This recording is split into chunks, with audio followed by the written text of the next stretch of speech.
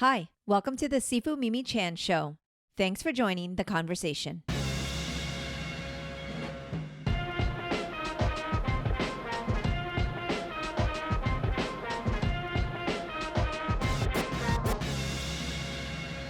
Milk-Fed Criminal Masterminds, which is Matt Fraction and Kelly Sudakonic's company, put a whole lot of effort into their panels, right? Like their game shows and things like that.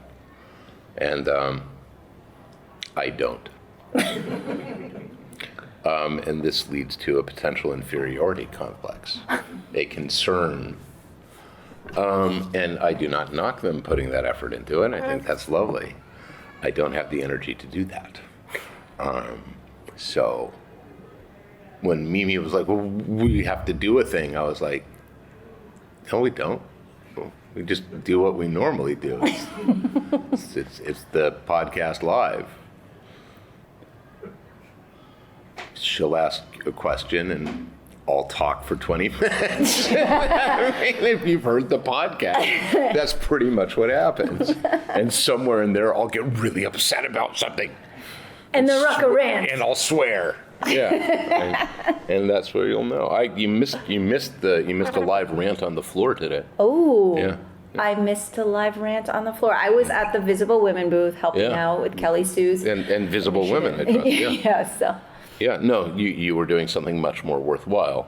I had somebody come up and ask what I thought of the strike, the WGA strike, and I was like,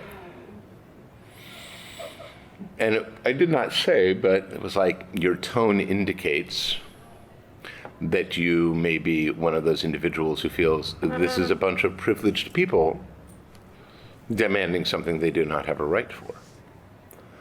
And so I had to explain to them the economics of what it means, the new one that is being bandied around, right? And it's even going through the UAW now. It's like, oh, they want to make $100,000 a year. That's not much. Why is that a problem, number one? And number two, shouldn't they? And number three, as you just pointed out, that's not a lot. So they go, well, a writer gets $100,000 for 10 weeks of work. It's like, that's the only job they're going to get for 2 years. They don't get $100,000. They get $85,000 because 15% is taken by their management. Then however much they're going to lose to taxes, then divide that by 2. Now imagine supporting your family on that. Right? That's not a living wage. But spin it the right way. Man, $100,000 for 10 weeks of work? That'd be great. We'd all love that. Because 52 weeks of work, that'd be over $500,000. You're not going to get employed for 52 weeks. It's 10 weeks of work. And it's actually not 10 weeks of work. It's 20 weeks of work. They're only paying you for 10 of it. So, yeah.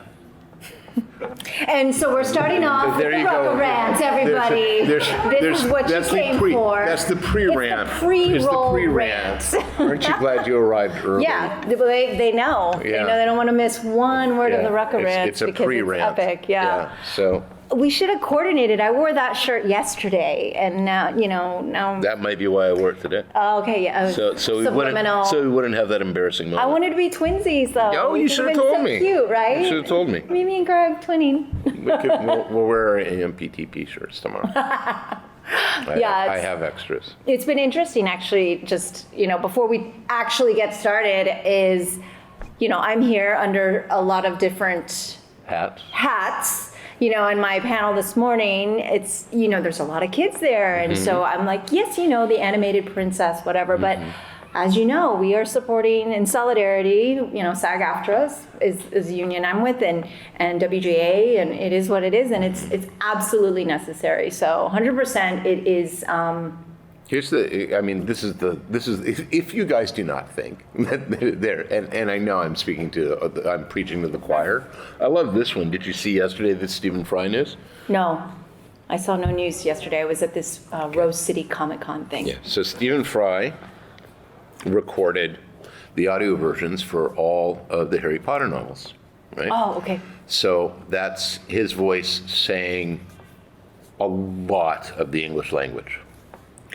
Apparently he discovered, I think it was yesterday or the day before the news broke, that his voice had been AI scraped to provide narration for a documentary without his consent or permission or any of that. Literally just somebody sent to him, hey, Stephen, did you know?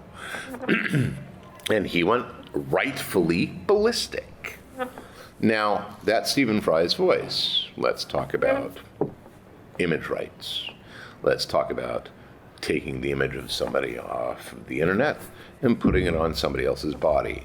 Let's talk about taking the picture of a minor posted in somebody's family photos on Facebook and attaching that to certain pieces of photography or video or art out there, right? People have no say in that. This is a real problem. Hello, gentlemen. Are you really? Yeah, I know. You're not. I started early. We just had some ranting to get It was a going pre-rant. with. It was a pre-rant. We had to a pre-rant. to the regular rant. We had a that will be ramp-up coming. rant. Yes. Everyone's here for the Rucka rant, which is. I don't. God, I hope not. I mean, I really hope not. They're vaguely embarrassing. You know that I find them vaguely embarrassing. No. Yeah, I really do, feel like- because the difference is when you and I are talking on the podcast, it's Yeah. just you and me. Well, they're not actually here. Oh, right, you're all figments. So, we're that tired that we think there's an audience right now and there's a laugh track. Yeah, but I mean, it's We're all AI, there's AI audience. Out! But, yeah, no, honestly, that's part of the reason why I say so many ill-considered things. So at this point, it's just like, oh, it's just Mimi and I having a talk. What do you mean she recorded it and put it on the internet? And then a week later, the rest of the world knows. Yeah, it's like, and then it was worse to realize, oh my God, she's putting them up on YouTube, which means there's video attached. Now I need to start like making sure I'm wearing a clean shirt and, Well, I'm trying to remember all the times I picked my nose. now, and to be things like fair, that. some of the fans, especially in the Discords, like, it would be really nice if we could see the Rucka rants and see you guys. And I was thinking, want to see us? Because isn't it enough? Why? Like, a lot to hear us already. Like, it's so much. But then I was like, well, I mean, I'm recording anyway, so why not? And then, so now we have people watching, as you say, like, oh. But I think some people watch it on YouTube, but it's like on their desktop while they're doing other things. No. And so, it just kind of feels like we're in the room with them, Easier which must that be way. very comforting with your morning tea. Not really, but yeah. Anyway, so we're can technically, go. we can actually, Yeah, we can hello. Hello, Mimi. It's the Mimi and Greg Show live. Which is really interesting because the last. Sound like there are more of you. Come on. There we go. Thank you. The last time we did a live interview was in your living room. Yeah, that was the Marlowe interview. The Marlowe actually. interview. We have some more guests coming in. Please have a Yeah, seat. this is entirely going to be internet based, isn't it? This is like people who have no idea. They were like, Rucka, why should I go to that? And who's this Mimi person? But Right, definitely they're going to be who's this Mimi so disappointed now when they realize who all else was here. Right, exactly. Because it's interesting because I was like, oh, the panel, the con is just going to say the Mimi and Greg Show, and people are going to be like, who the fuck are Mimi and Greg? Yeah. But That's come all right. in, come in. Hello. Yes. Yesterday's Forge panel was billed as Pulp Friction, and God bless Ben Saunders, but I don't think he thought for a moment that people would read the subtitle, and so easily half the room was like, this doesn't seem to be about Quentin Tarantino. And it was like, it's not, but we'll try to sell you on the comic book we're doing anyway. So, Yeah, pretty much. Yeah. So I'm guessing some of you out here do actually listen to the podcast, and that's why you found yourself to this room. Yes, I hope anyways. And if not, you should. And if not, you should. Not just for No, not Rucka rants, not because- for me, but because Mimi has an amazing array of guests and interviews on from entertainment and politics and culture and science. And honestly, week to week, you're like, how did she get this person? And then she also is remarkably persistent. And as a result, if you're into comics, she'll eventually get just about everybody in the Pretty much. industry on the podcast. So, yeah. Exactly. It's selfish. I basically love comics, and I've targeted all of my favorites and have pretty much gotten to talk to all of them, but now there are more because I've been exposed to so many more creators that maybe aren't headline creators that we all know about. There's so many amazing comic creators out there, and I guess I'll be podcasting forever at this point. Please note also, this is a hobby. I get paid zero. Like, this is a passion project that I started after 2016, ironically, so that I could rant, and then I found the best person to rant with. So yeah, well, it all really worked out. This was a response to Trump. And I guess continues to be, and will continue to be so for a long time to come, I suspect. Yeah. We're always going to have something that pisses me off, so it's not like we're ever going to run out. Yeah, he says, well, just call me next week because basically I always have something to say or I have an opinion. And I was like, really? Your opinion? You really? Me? What? And so, as you all know who are here, because you are loyal listeners, we could just kind of go on for the next 45 minutes and you'll be like, what was that panel about? And you're like, I'm not sure. Nothing. They just spoke about for a while. It's tangents. It's called the Tangent Podcast. But we do actually have people that submitted questions. Yes. And because questions take a while, we want to get those started. So we have questions from some listeners in the Discord. Okay. And we're going to get one of those out of the way. Let's do those so that first. we can make sure that our loyal listeners, and then we have some other questions that got submitted. So Yes. Is Rob Papa here? Yeah, I don't know where Rob is. I was looking for him. Oh no, okay. You missed your opportunity. You will be crying on this playback. I'm hoping he's okay, actually. I haven't seen okay. him today, so. Too much drink and draw last night. I don't think that's not Rob's way to roll, so I'm hoping everything's okay. I hope everything's okay too. But we will come back to that. It looks like there's a lovely human named Nicola here. We'd love to hear from Nicola. And you gonna ask your question right live? Up to the mic live. And don't be shy. Nicola Scott, everyone. Hi. Mimi told me to ask a question, and I just said to Carly, I haven't thought of a fucking question. My question. So I know the answer, but can you answer for the room? When are we getting back to Black Magic? Oh, okay. Come on up, Nicola. I've been getting asked that a lot today. Nicola Scott, everyone. Did you? Is that your fault? Hello, my friend. Is that your fault? How are you? Have people been asking you about I've got it. I think because we're both here. Yeah. You know, it's been. We sold out of all of quite our a while hardcovers since today. I've been here. We got a fan back here Yeah. waving the Black Magic. Love. There you go. Woo, yes. Thank you. So Nicola, your answer, it's a good question. If only we had someone who knew the answer to that It really here. depends on sort of the health and well-being of the artist on the book, my co-creator, Nicola Scott. She's a little raw right now. She's been working very hard the last year and a half, 2 years. And I am hoping she'll get a chance to catch her breath, maybe starting sometime in late October, get 6 to 8 weeks to, recover, find her true self again. And then I'm hoping that, say, by mid-January, we'll be in a position where we can start moving forward. Now, that requires me, of course, to have a script ready for her. So one of the things that's going to have to happen during that cooling off period for her is that we're going to have a couple calls because we're already bouncing around some ideas for the comeback issue. That's really the thing that needs to be discussed. Everything else that follows that, we know the story. It comes down to execution. Does that answer your question? From what I gleaned from that is that the delay in us continuing to work on this book is my fault. Lies, I say, like. No. No, it's not your fault. It's Historia's fault. Yep. For a little part. But yes. We can be. That sounds about right. Yeah, we're getting back to it.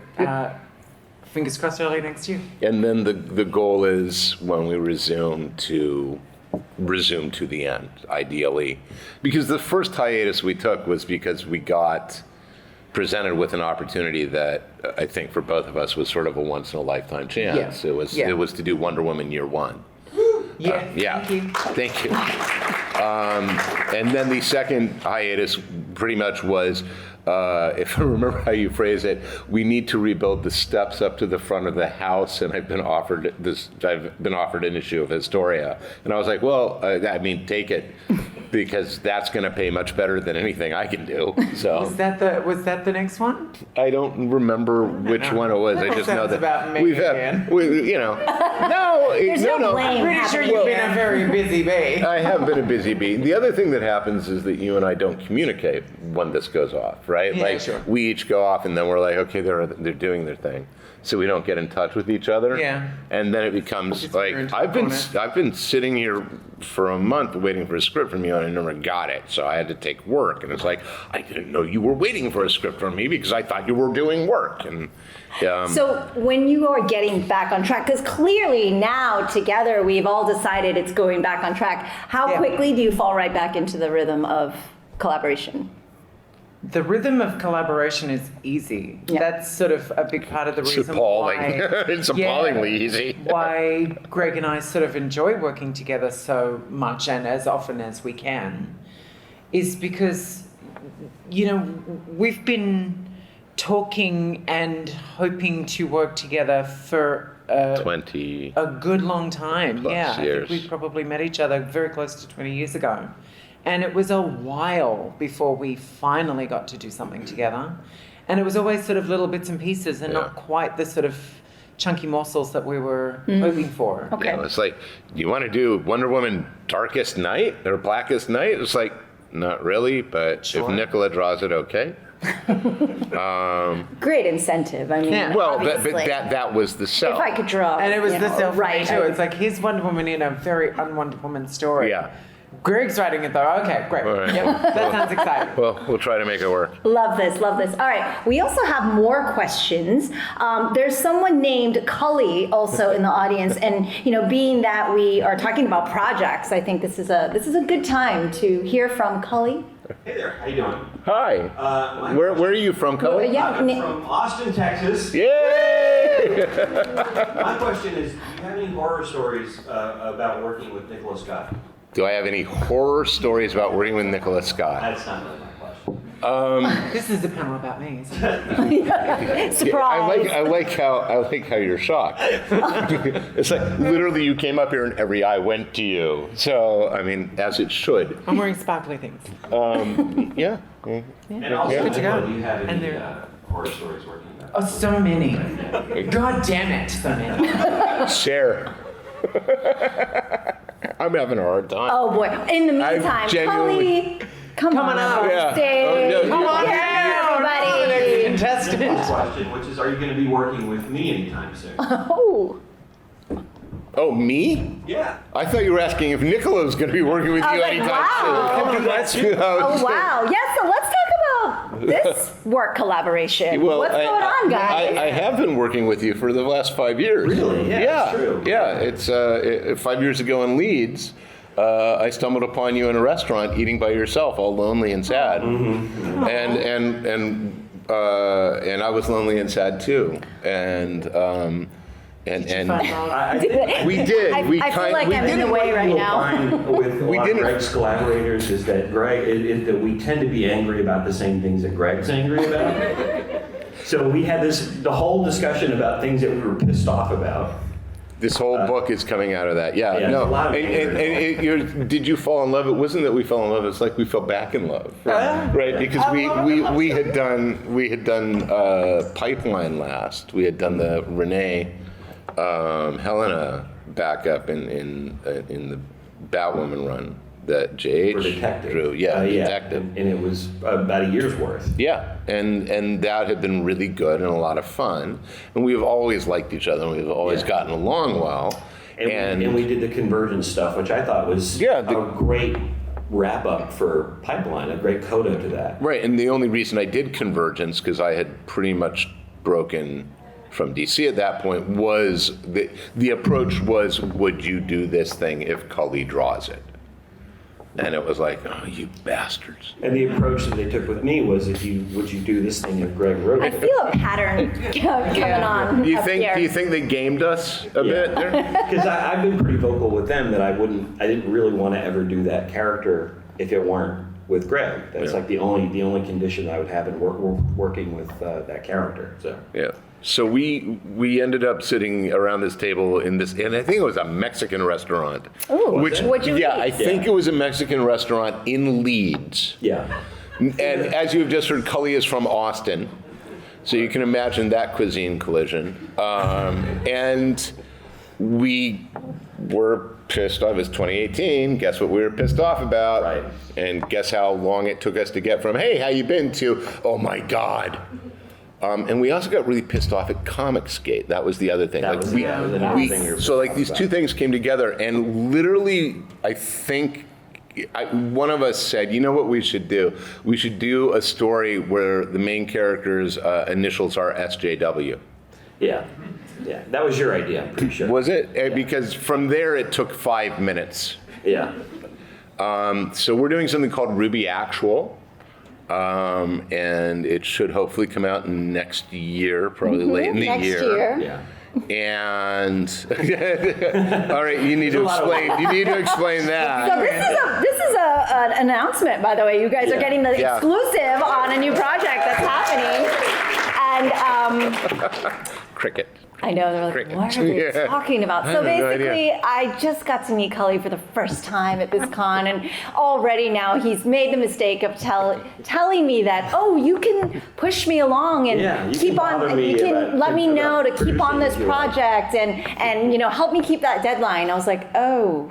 Yeah. He does not know what he No, it's one of those things where, like, it was what, 2018 is Yeah, what it was and we were 2018. talking It was- about yeah. this. And then, life happens, and that's my excuse. And, Yeah. It does. And it was some really rough life. Yeah. Let's be frank. Yeah. But it was for the world. I mean, the pandemic. yeah. We all No. remember. A chunk of it, yeah. But I think issue 2 is almost done, and issue 3 script is sitting on my computer right now. Did you hear that? You should. I heard nothing. Okay, because I now that don't hear gets very kicked well, over to apparently. you. So Yeah. what I understand is he writes it and then you. And then I Do this. look at it from very I consider it. But look, I also would say this is probably the best thing we've ever done.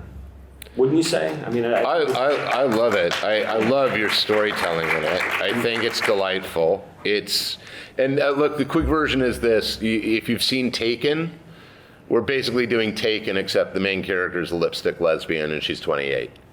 And I use lipstick lesbian in the loosest possible sense. Yeah. She is, she's a very, very dangerous woman who goes back to her hometown that she got thrown out of when she was 15 because she was gay.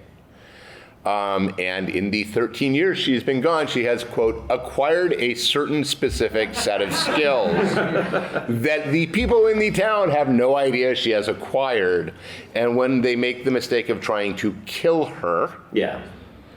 you get the inevitable result of that, which is, I don't like you people anyway to begin with. Right. But that's sort of rough plot. One of the things that we were talking about, and this goes to Cully, we were talking a lot about the fact that there's all this bullshit about family values, right? And about middle American values. And this idea that, so apparently if you live in a city, you have no values, right? You don't love your children. You don't want them cared for, you don't want them educated, and you certainly don't have any convictions of an ethical or moral sense. And Cully, speaking from experience, basically had some choice words to say about that kind of hypocrisy. Yeah, I mean, I grew up in rural America. I grew up in northern Alabama in the 70s and 80s, and there's all what you hear a lot from the people that I grew up with is, well, those big cities, that's where all the crime is, that's where all the degeneracy is, that's where all this and that is. And I can Degeneracy. I can tell you that that's not. I mean, there's no monopoly in the big cities for for crime. I mean, Apparently, only gay people live in big cities. Yeah. No, gay people move to big cities. Yeah. Because they get driven out of their homes. Yeah. Right? They are made uncomfortable where they are from in many cases. Yeah. So yeah, in large part it is looking at that sort of hypocrisy, and then also bloody revenge. So. Yeah. Love it, revenge story. I always like to call it the walking tall for the MAGA era. All right, so we have that to look forward to. I'm calling it June 1st, summer of next year. Good for you all. Putting dates on it. Wait a minute. Let's check if that's a ship date, because if you've nailed it, I'm going to be really.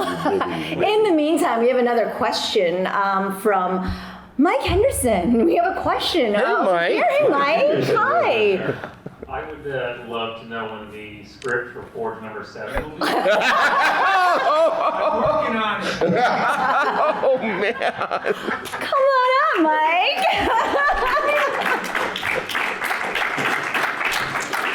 That hurt. That was fair but painful. Man, this is basically the project management panel. It really is. It's like, it's nice to know you're working on something else, Greg. What's the script for the thing you're supposed to be doing now? I'm assuming we're going to be cueing my co-writer very shortly. And he's going to answer it. Well, no, this is not. I'm not. This isn't throwing Eric under the bus. Okay. This is to say that sometimes the writing duties on Forged, Eric and I break down the issue and then we split up the page loadout. And sometimes that loadout breaks very easily for us. It's like, okay, I know what I'm writing here and I know how to write it. And sometimes it doesn't. And the problem with 7 right now is that I think we screwed up our loadout. And I think we were asking each other not necessarily to write we weren't necessarily asking each other to write to our respective strengths. And all of the real world things aside, the result is that it's been a lot of hang fire on this issue. The issue is late. It also goes to say that of the artists up here, the 2 on my left are very quick when they get going. The one on my far right is very quick when he gets going, but takes much longer to get going. And that's not a value judgment. That's simply different writers, different artists all work in their way, right? And Nicola's not going to draw like Mike, and asking Nicola to draw like Mike is a mistake. Why would you do that? That's Nicola, right? And the same. So it goes all the way around. So. In all honesty, yeah, I mean, we're caught dead to rights. By the time this airs, you will have all of it. But by the time... So that answers your question then? Yeah. I'm like, okay, great. Yeah, yeah. And this is the Forge. And it won't happen. So just so you're clear. Yeah, this is the Forge. We have another question from Eric. Speaking of the Forge. There you go, thank you. Perfect cueing. Hello, long time listener, first time caller. So what would you consider, Mr. Rucka, to be the bigger challenge of your career? Dealing with the raw animal charisma of a Cully Hamner or a Mike Henderson, or a radiant beauty of a Nicholas Scott or a Troutman? Oh, wow, that's... Jesus Christ. Yes, it is entirely my fault, by the way, that issue 7 is late. I was staring at that page for weeks. Right, Swear to but... God, it will be done next week. Okay, but see, we're doing this back and forth again, because like I'm holding on a scene because I'm waiting for the lead into it that I shouldn't need to wait on, right? So this is the danger of the collaboration. And notice how I'm avoiding answering that question. You end up like when it works beautifully, and when you hit like the speed bump, you wipe out hard. And so we're recovering on a wipeout. 8's going to be easier, and 9 will move even faster than that. I think one of the hurdles we're facing too is we really knew how we wanted the series to begin, and we absolutely know how we want it to end, and we were kind of fuzzy on the middle, and we're moving into the middle. Yeah. And so it's just kind of working our way through that maze right now. And the middle is always the worst part of anything. Like when I was writing novels, it would be like, first 20,000 words tend to go really well, last 20,000 words tend to go pretty well. That middle 40, it's like, it's really dark in here. And I hope I'm heading in the right direction. There's just no way to tell. So we figured out what the middle arcs are now, but it's like, okay, let's see if we can execute. And that's always the challenge. Yeah, this is amazing. So those of you in the audience, I think we had hinted there'd be some friends of Rucka happening up here, but Better it's than kind enemies. of amazing to have everybody up here together. And so we did have, we're gonna, You need to get them we're talking. We're talking, I we're talking. should So what leave. I'm going to, you're not leaving. What I am going to do is one of our questions from the Discord that, Papa's not here, but I'm going to read that one. And then actually it was directed at Greg and I, his Mimi and Greg show. But since we have all these lovely humans up here, we'll let you answer as well. So he asked me what I would write about if I were a comic writer and what Greg would podcast about if he was a podcaster. And I'm kind of like, he's kind of already a podcaster. But to flip the question a bit, it's like, what maybe people don't know you're an expert about that you would like to talk about or share about? Well, so you have to answer you all first. can think about your answer. I feel like I'm a bit of an over-preparer and I don't like to step out of my comfort. So the obvious go-to would be some sort of martial artist, social justice activist person walking through life. And I feel like real life is often more interesting than fiction. And I'm not very creative in that regard of trying to make up stories. But anytime I share stories of my life, people think it's fiction. So it would probably be that. But I would need like amazing artists to help with that. And if we could find some around luckily here. there are 3 here. Luckily there's a few here. But that would be probably what I would do. So Greg, you first. What would I podcast? Podcast about, or if there was something that people don't know you have an expertise in that you could be like, oh, I could talk about this as an expert. Not that you think you're an expert, but maybe that you actually know a lot about that people are surprised about. I was in Australia recently, and it has been mooted by a couple of my friends there more than once that we should do a Discworld podcast that we talk about a Discworld novel and we tie it to a bottle of whiskey. So we get together, we drink the bottle of whiskey while discussing the novel, and then at the end of each podcast, we decide what was better, the whiskey or the novel. Fair enough. I think we have people who listen. Nicola? I think I could happily do a podcast about most things because, give me a line and I'll just start talking for 45 minutes. But I think, in a world that was sort of more technically advanced when I was younger, like if I were a younger person now, I probably would have started a YouTube channel that does DIY everything because I'm a sort of jack of all trades kind of person. And it's like, my best mate and I used to talk about sort of how we could get a TV show up where it's just me teaching people how to do basic shit, like how to make a pillowcase, how to recover a chair. Tell everybody what you're going to do when you're finished drawing your current assignment when you get home. Well, I'm going to reupholster one of my armchairs. I want to stain and polish my new bathroom vanity before it gets installed. I've got a lot of bathroom renovation stuff to do once the build is done. I want to get back into the garden because I haven't really done any gardening in about a year or two. Probably got some sewing to do, but I did my big sewing project as my lockdown project, which was a big hand applique / embroidered living room curtains, which are enormous, and it took me about 6 months, but it was really enjoyable. All right. So she's not lying when she says that would be. I think you guys would all watch that YouTube channel, yes? Yes. You have subscribers already. Like, yay, let's go. Kind of in a similar vein, before I got my foot into comics, I was a carpenter, and I hadn't had a chance to build anything in 18 years probably, and just like building kind of anything. Like, We should talk. yeah.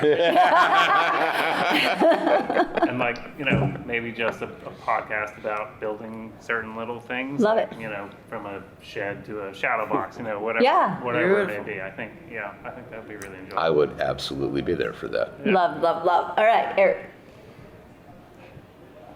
certainly this will be no surprise to Greg, but I would probably want to do a podcast about typography and fonts and font making.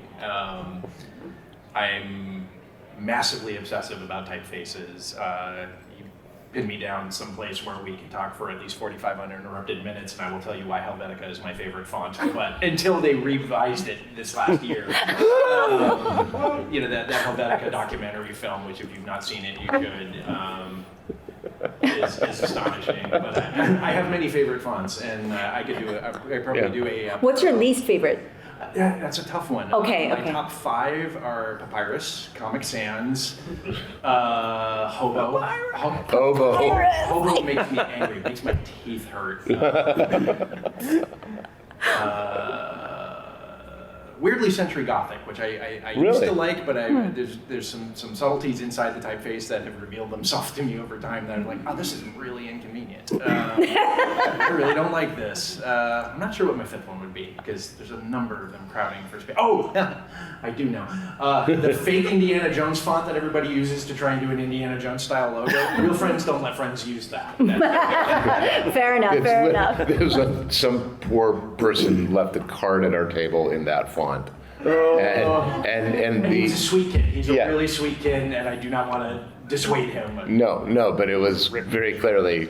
It is important also to note at this point that Eric wears many hats. Writer is one of them. Graphic designer is a big one as well. So Awesome. Cully, you're up. I think what I would like to do is I would like to Have a working mic. Oh, there we go. Working mic would be good. I think what I would like to do is a weekly roundtable, meet the press style discussion with comic book professionals in which we are not allowed to discuss comics. Oh, that would be awesome. Because I don't know if you know, comic book people are very interesting people and have lots of opinions about things that have nothing to do with the business. Oh, we should. That's a great idea. I'd like to have you guys on my political chat show. Yeah. You know. Yes, All right. which is why we often tangent. All right, I mean, let's do that. The amount of episodes Greg and I actually talk about comics from our 60 episodes might be 3. 3 to 5. I mean, on occasion we'll make sure we plug in there for all of the projects up here, the Forge, Black Magic, and the all of the previous but very imminent, soon, exciting new projects. So this is a great idea, and you have a bunch of takers already for this roundtable. So very exciting. Stay tuned for part 2. Stay tuned. We could fund the hell out of that. I know. Ooh, okay. I know you cackle. Since I'm trying to look out because I invited a lot of friends of Rucka, so if I'm missing someone, please come up and ask. But also, we do want to have Q&A from anyone here that did have a question that came here intending to ask one. Otherwise, I do have Of two anybody other ones. up here. Of anyone Anyone up up here. here. Because this is a pretty rare opportunity, Yeah. and I don't think those of you here were expecting all of these This is our wonderful gift to you. humans You can ask for all of showing these up. people questions. Yeah, you hear us all the time. or flee the room. Yes, you can do that too. One guy just left. Yeah, I know. It's like, I don't want to ask a question. Don't make eye contact.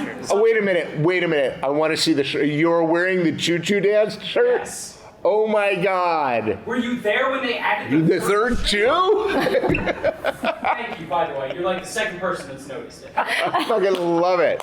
I got to wear my Ritos shirt tomorrow. Oh, I've got one too. Yeah, all right. Go on. So I'm a meteorologist by trade and occupation. So I've always had these random questions to ask. What are your favorite weather events? Yes, I am that. Favorite weather events. Yes. All right, we're going to start over envelope. there and go this way. As a transplanted East Coaster, the thing I miss most weather-wise about the East Coast is thunderstorms, which we just don't get out here, or when we do have them, I assume a significant statistical proportion of the state is on fire. I would love thunderstorms where I'm not worried about the world burning. That's what my favorite That's is. fair. That's fair. Okay, He stole mine. Mike. He stole yours. Yeah, I Yes, don't get them same. like I had when we were kids. So no We thunderstorms. do get them. You get them, yeah? Oh yeah, we live up a mountain, and when it cracks, it's real close. Yeah, you get them. They only last for maybe about 10 to 20 minutes if you're lucky. So. Yeah, we do like to count to see if they're getting closer or further away. But yeah, it's like it'll shut down the electricity in the area, And that's fine, because it's like, let's get out the candles and just watch the rain and the lightning and listen to the cracks, and they're fucking loud. I've got a couple, and they're all vaguely problematic. I grew up in Central California, just inland from the coast, so I still love snow. And I like how Portland used to get snow, which is sometimes once every couple of years, and then it would be a big snow event, and the kids would stay home, and you'd get to stay inside, and you'd put a fire in the fireplace, and it's hot chocolate and quiet and beautiful, and I always liked that. Now, Eric, I can tell without even looking at it, is twitching because he grew up in upstate New York where snow is the enemy and never left, Also right? the devil. Yeah. So, but I love snow. And I would love it less if I lived in Minnesota. And I know this, but I also like ice storms for the same reason. Ooh. I don't like being out in them because I'm not an idiot. But again, the way the world changes after an ice storm, and you look outside and everything is turned to glass, and no, you can't go outside because you will slip and die. Because it turns out ice is really hard. But yeah. And sound is different. Yeah. Everything sounds different. Yeah. I love that. I those are the moments I really love those things.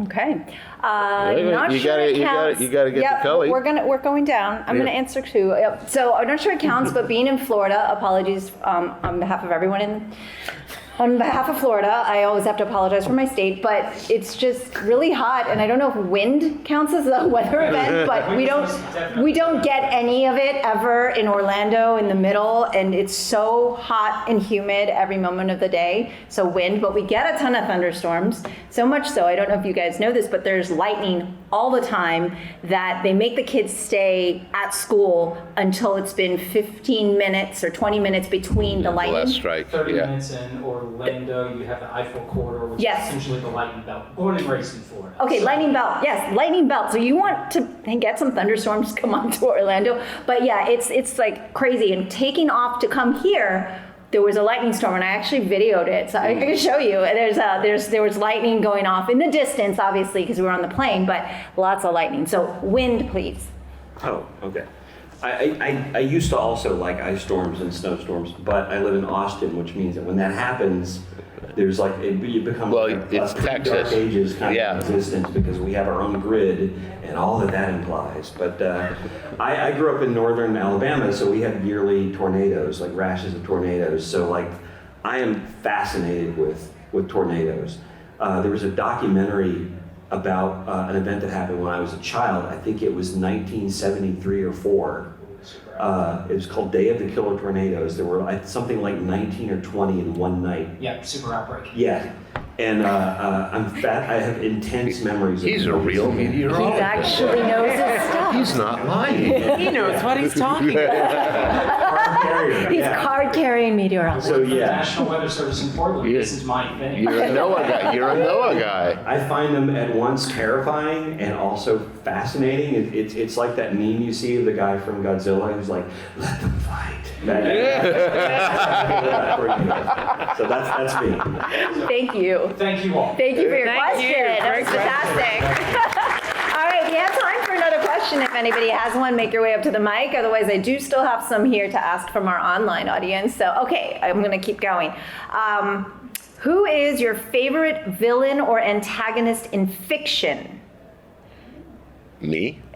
Well, I'm asking everyone now. So it was, of course, directed at you, though, because it's your podcast. Let's work our down the podcast. list. We'll work down the line. Come on, All right, let's start with we'll Cully start this with Cully time. this time. We'll go Yeah. this way.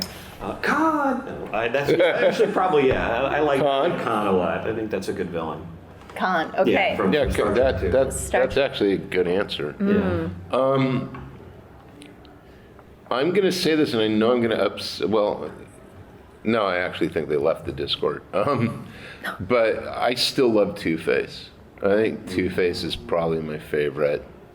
I like the Two-Face that you and I did in Convergence. I just think that there's so much to be done with that character. And I don't think anybody has ever done him, including myself, properly as a villain. Like, the great thing about all the Batman villains is their pathos. It's the same thing we ended up with Barbara Ann, too, in Cheetah. It's, you know, like, it took me way too long to figure out Cheetah, and now that I've figured her out, it's like, ooh, you could do a lot. Ooh, I would like that. So, yeah. Okay. Nicola. Oh, look, there's a time when I would have said the Joker is the ultimate villain, but he's been overexplored and it's just not interesting anymore. Man, I don't know. Moriarty's an interesting one. Yeah. I'll take that. Anyone that's a really good counterpart to their hero is always sort of like the best version of what you're going for. Yeah. I think similarly, a character that's been a little bit watered down now, but I would have said so years ago, would be Magneto. Yeah, I think really works for me. So I just want to clarify, literary villain? It says fiction, Okay. so I feel like this can be anything. Where were you going with that? I was gonna go with Moriarty, actually. Yeah, But in yeah. light of Nicola's answer, I'm gonna revise that to Ernst Stavro Blofeld. I like him. Interesting. Oh, yeah. Okay. Yeah. No. Yeah. It was pretty open. So. The novel version, not the latest, not the one in the Oh, movies. God. Well, I do like some of the movie ones. Right, I'm talking about The the latest one. versus, what was it, Inspector? Like, I like Christoph Waltz. That was a Well, terrible not, movie. but yeah, no, he was Yeah, terrible, yeah. Blofeld. Yeah. I'm with Nicola though. It's like anytime it's a villain, but then you sometimes are rooting for the villain, and you go back and forth, and it's just really complex. It's kind of hard. I mean, Like when the villain has a point. Yes, and then you Yeah, find the best yourself ones are. conflicted. Like, am I the villain? Wait, No. am I the bad guy now? Because I'm rooting for them a little bit. Thanos was right. Can we choose which half? I feel like Mimi is going to be my favorite villain. You would not be the only one to say this. I have a kung fu student in the audience, and he's like, I'm not going to answer that question. But, we have less than 5 minutes, so this whole wrap up thing. But I'm wondering if next time we're live, will it be from Australia? I don't know. Don't look at me. You live there. I'm pretty sure that was a question directed at you, Greg. I said, I don't know. Yes. So we'll see. But this is really exciting. I need more money to make that All happen. right, so everyone go out. The table's out there. You can go pick up the Forge, the Lazarus fans. Most Yes. of the people in this room did their part at the table today. Already, and yeah, you're just like, I've seen we're you all all. very grateful. Yes, We sold out of all the Forge trades today. So and sold out of and my black and the Black Magic hardcovers. All of those are gone now too. gone. So like, yeah, you guys. Great. So if you just buy everything else, Greg can take off tomorrow. He doesn't. I'm not sure that's the incentive they need. I mean, He needs a break. It's been a lot. It's been a while since the last live con. Yes. yeah. Yeah. So. Yeah. I did 2 shows last year. They were in Poland and in England, and it's been 4 years since I've done this show, and I think that was the last show I did. So Yes. it's been a while. It's been a while, but I was honestly a little apprehensive because there's so many people and I get very nervous. But what's been amazing is just seeing how this brings everyone together. Just even here on stage, right? Like we're all together right now, and it is comics, culture, diversity. It's just beautiful. Seeing the cosplayers. I love how we've all come together around something universal, and having everybody up here, Friends of Rucka, thank you so much for joining us. This has Thank been you. absolutely wonderful. Thank you very much. Please visit everybody's booth, okay?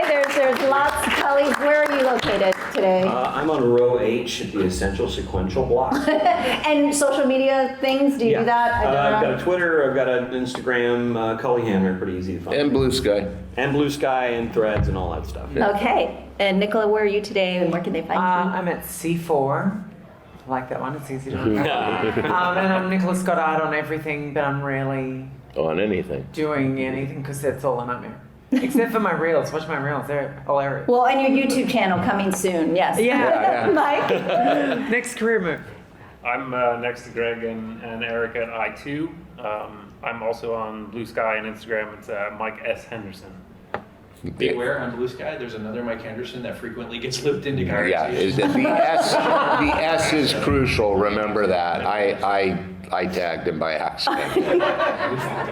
So. I am intermittently on social media. I'm at IO1 with Greg. I'm on social media I'm still vaguely on Twitter. I think more or less locked the account. Mercury Eric on most social media except Facebook, which is just my name, Eric Troutman. Awesome. I am at Sifu Mimi Chan, and I don't have a table here, but you might find me hanging out and bothering these guys at their tables. I'm also at the Visible Women booth quite often for Kelly Sue DeConnick. Visiting, helping. I'm a helper, so yes, I'm around all weekend, but this has been super awesome to have this live podcast with all of you. I will plug our Wonder Woman Historia panel tomorrow. Yeah, make sure to come to that. It's going to be epic. It is, and much fuller than this one. It's on the main stage. Yeah. So please show up because we definitely want the seats to look full. We have every creator here of that project. It's really going to be special. And thank you all so much for joining me. Eric, Mike, Nicola, Cully, the Mimi and Greg Show Live, everybody.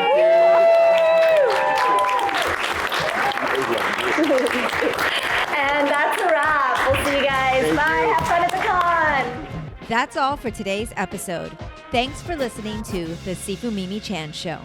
Please subscribe and rate my podcast on your platform of choice and leave a review. You can become a patron of the show at patreon.com/SifuMimiChan to help keep this podcast going. Follow me and interact on social media at Sifu Mimi Chan on Instagram, Twitter, or Facebook.